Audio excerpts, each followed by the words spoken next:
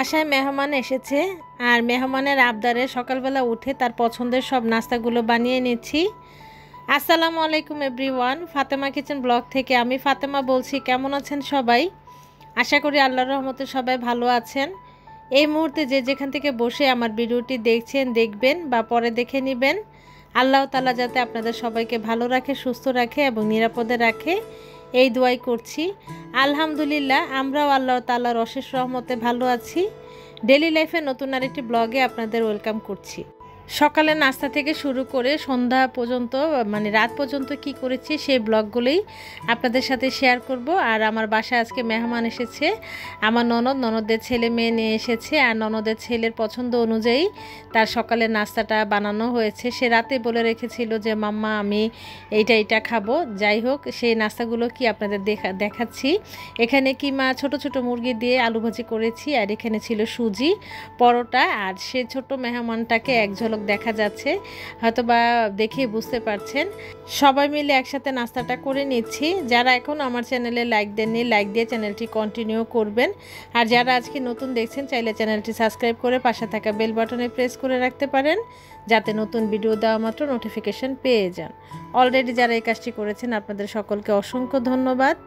আমরা এখন সবাই মিলে নাস্তাটা করে নিচ্ছি। আর আমার ছোট মেহমানটাকে তো আপনাদের দেখিয়েছিলাম, তার আবদারে আজকে সব কিছু পছন্দের নাস্তা বানানো হয়েছে। সে রাতে আবদার করে রেখেছিল যে সকালবেলা কি খাবে। আমি অন্য একটা মেনু বলেছিলাম, কিন্তু সে কিছুতে রাজি না। সে বলল যে না, তার পছন্দের সব নাস্তাগুলোই সকালে বানাতে হবে। নাস্তা কমপ্লিট করে আমি দুপুরের খাবারের প্রিপারেশন নিয়ে নিচ্ছি। আজকে দুপুরে ঝটপটে কিছু ভর্তা আর কিছু মাংস রান্না করা ছিল। ওই মাংসটা দিয়ে একটু আমি কালা ভুনা তৈরি করেছি। আর এখানে পটলের ভর্তাটা বানিয়ে নিচ্ছি। পটলের ভর্তার রেসিপিটা ময়না কুকিং রেসিপিতে পেয়ে যাবেন। খুব অল্প সময়ের মধ্যে তৈরি করা যায় এই পটলের ভর্তার রেসিপিটা। ওইটা আমি ডিটেলসে ওইখানে দিয়েছি ময়না কুকিং রেসিপিতে, চাইলে আপনারা একবার দেখে নিতে পারেন। ডেসক্রিপশন বক্সে এই লিঙ্কটা দিয়ে দিব।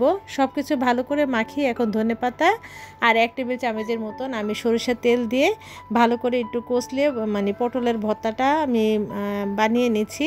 হাতে মেখে পটলের ভর্তাটা আজকে তৈরি করেছি। ভর্তাটা খেতে খুবই মজা, আপনারা একবার বাসায় তৈরি করে দেখতে পারেন। আর খুব অল্প সময়ের মধ্যে পটলের ভর্তাটা তৈরি করা যায়। আর এখানে আমি কিছু কালো ভুনা তৈরি করেছিলাম। রান্না করা মাংস ছিল, ওই মাংসটা দিয়েই একটু কালো ভুনা তৈরি করে নিয়েছি। এইটার ডিটেলসও ময়না কুকিং রেসিপিতে আছে, আপনারা চাইলে একটু দেখে নিতে পারেন। ডেসক্রিপশন বক্সে দুটোটার লিঙ্কে আমি দিয়ে দিব। আশা করি আপনাদের সবার পছন্দ হবে।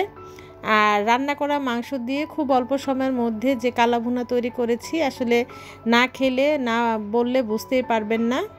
দুপুরে খাওয়া দাওয়া কমপ্লিট করে এখন চলে এসেছি। এখন প্রায় 7টার মতন বাজে। আজকে রাতে আমার ননদ চলে যাবে, আর রাতের বেলা ওর হাজব্যান্ড আজকে খাবে। রাতে খাওয়া দাওয়া করে ওরা রাতের বেলা চলে যাবে। তাই এখানে আজকে একটু চাইনিজ রান্না করছে। এটাও আমার ননদের ছেলের পছন্দের মেনু। ও বলেছে ও রাতে কি খাবে। দুপুরবেলা রান্না করতে চেয়েছিলাম, কিন্তু যেহেতু ভাইয়া আসবে তাই ভাবলাম যে রাতেই রান্না করে নিই। এখানে সব সবজিগুলো আমি কেটে নিয়েছি, গাজর, ক্যাপসিকাম, বরবটি, আর এখানে আছে পেঁয়াজ, একটা 4-5টা পেঁয়াজ আমি ফালি করে এরকম নিয়েছি। ওটা ডিটেলস দেখায়নি। রাইসটা রান্না হয়ে গিয়েছে। এখন প্রায় 7-8টার মতন বেজে গিয়েছে। আমার অলরেডি কিন্তু সব কিছু রান্না হয়ে গিয়েছে, ডিটেলস আর দেখানো হয়নি। এখানে চিলি চিকেন করেছিলাম আর রাইসটা করে নিয়েছি। আর সকালবেলায় আমি একটু চিকেন ম্যারিনেট করে আগে রেখে দিয়েছিলাম, ওইটা এখন ভেজে নিব। ওইটা ভাজা হয়ে গেলে আমার কমপ্লিট রান্নাবান্না। এখন আমি ফ্রিজ থেকে নামিয়ে নিয়েছি।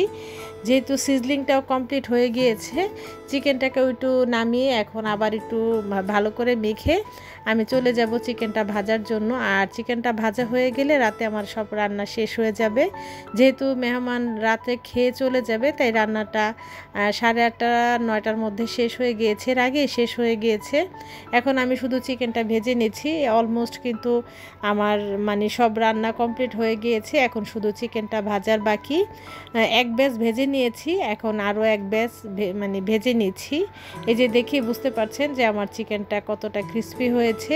সকাল সকাল ম্যারিনেট করে রেখে দিলে আসলে চিকেনটা ভাজতে অনেক সুবিধা। অলমোস্ট কিন্তু আমার সব রান্না কমপ্লিট হয়ে গিয়েছে। আমি টেবিলে খাবার দিয়ে দিয়েছি। এখন প্রায় 9টার মতন বাজে।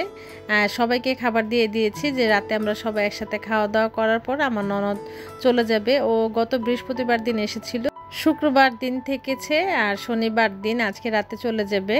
ভাইয়া যাওয়ার সময় ওদেরকে নিয়ে যাবে অফিস থেকে, তাই ভাইয়াও রাতে খাওয়া দাওয়া করে গিয়েছে।